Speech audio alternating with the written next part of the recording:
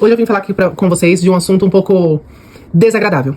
Por esses dias nós recebemos algumas notícias sobre um cachorro, né, que foi morto por jovens em um local. Eu confesso pra vocês que eu fiquei sabendo assim um pouco por cima dessa história e algumas pessoas, né, repostaram este caso e com uma total indignação que sim, né, não tem nem como a gente falar que isso não é verdadeiro. É muito triste quando as pessoas têm esse tipo de atitude. Mas eu vim falar aqui pra vocês o porquê que eu procurei não me aprofundar no assunto e muito menos ir procurar ver o vídeo em algum lugar. As primeiras coisas que nós temos que entender como mulheres cristãs é que todas as coisas que estão acontecendo estão cooperando para o bem da volta de Jesus, tá? Tudo isso é um cumprimento de várias promessas de tudo que Jesus já disse que ele vai voltar. Em Mateus 24:12 diz: devido ao aumento da maldade, o amor de muito esfriará. Isso tá bem nítido o que está acontecendo. Vanessa, mas sempre houve maldade. Vanessa, mas sempre houve pessoas fazendo coisas ruins. Mas quando diz o aumento das coisas, muitas vezes não pode ser nem necessariamente a quantidade, porque a maldade sempre existiu. Mas agora ela está vindo à tona. Agora a gente está tendo a plena consciência, através da tecnologia, do acesso à informação que nós temos. Isso tem tomado proporções muito grandes. Quando acontece algo como este fato, com esse cachorro, tudo se torna muito maior, a repercussão é maior e aquele sentimento ruim se torna maior. Porque antes nós tínhamos essas notícias, mas nós não tínhamos acesso, muitas vezes, à quantidade de vezes que isso acontecia, não só com animais, mas principalmente com pessoas. E nós não víamos a imagem, nós não tínhamos aquele sentimento gerado de indignação de ver exatamente aquele ato.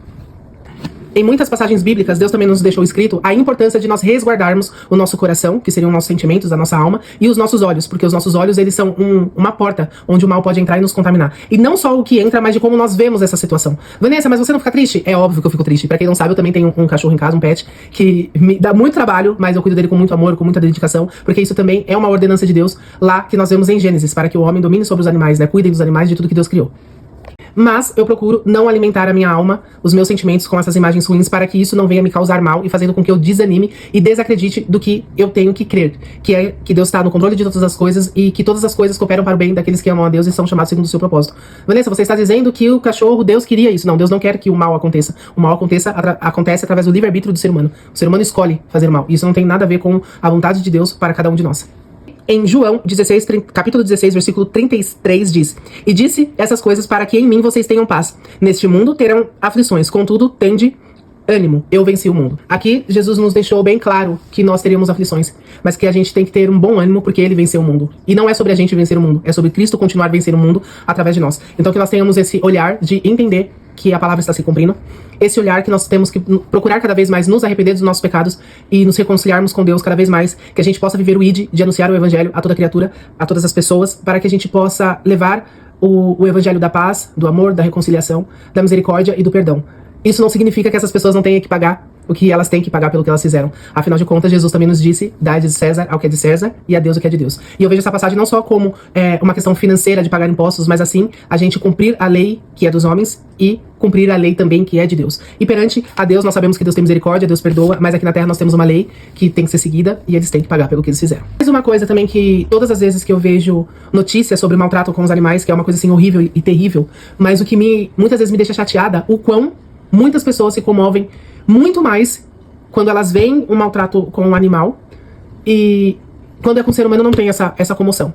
Vanessa, mas você tá querendo me dizer que com o animal... Não, gente, não é sobre isso. Não é sobre o animal ter que ser maltratado e as pessoas não. Mas é estranho.